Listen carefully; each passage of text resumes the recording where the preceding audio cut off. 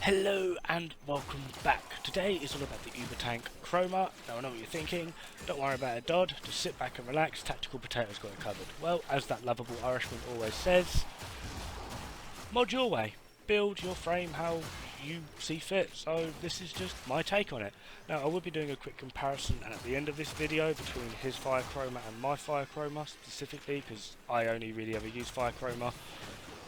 Reason being, yes, as Ice Chroma is tankier, but the Fire Chroma had that healing element, so you're still a tank, and you're a tank that heals, which is, in theory, what makes Inaros so effective, so why can't Chroma get in on that?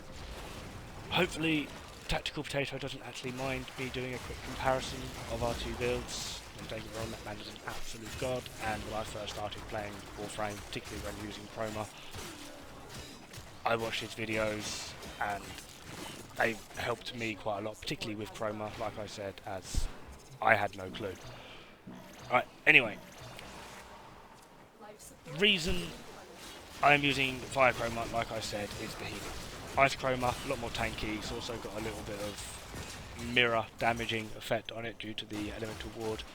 However, even using mods like Rejuvenation or Mediray for your Sentinel, or the name escapes me, the Index mod that you can add onto your Cravat or Kubro.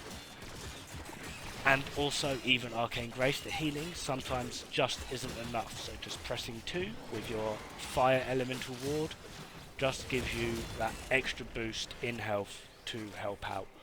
Also adding in the fact that Arcane Grace actually takes your max health after the cast of Elemental ward, it actually adds in quite a lot more. Obviously it's still 3%, but 3% of over 1,000 health is a lot more than 3% of under 1,000 health. So it is also very effective. Now what I'm actually doing here is, I'm in a bit of a pinch, my abilities also need to be recast, so hide in a quick room, a little bit of a tactical play there, why not? You can also hide behind walls, etc, etc.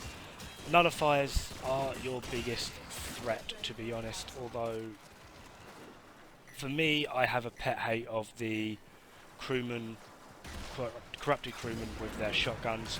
Those things do an insane amount of damage in close range, so for me they are like a high priority target, particularly in MOT, which this is.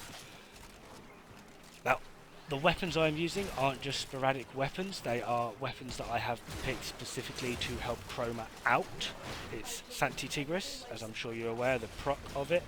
The area burst heals you, as does Vacor Marilox. That's the primary and secondary. Now the melee I'm using is Vacor Sidon. The reason for this is it has a pretty darn high status chance.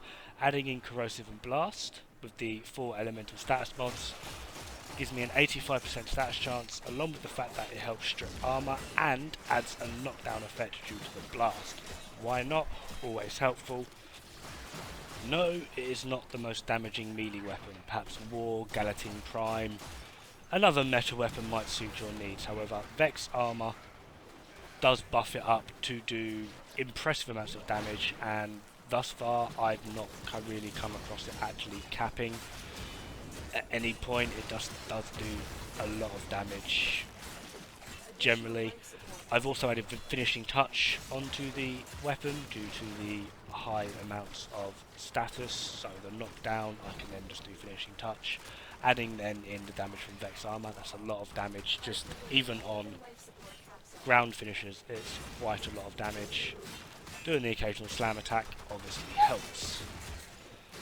Now, the main problem that there is with Chroma, as I've already mentioned, is once your Vex Armor and Elemental Ward, if it is a big part to play in your build, for me it is, once that runs out, you are, strictly speaking, you are seconds away from death, so you're going to need to recast them as quick as possible, as often as possible.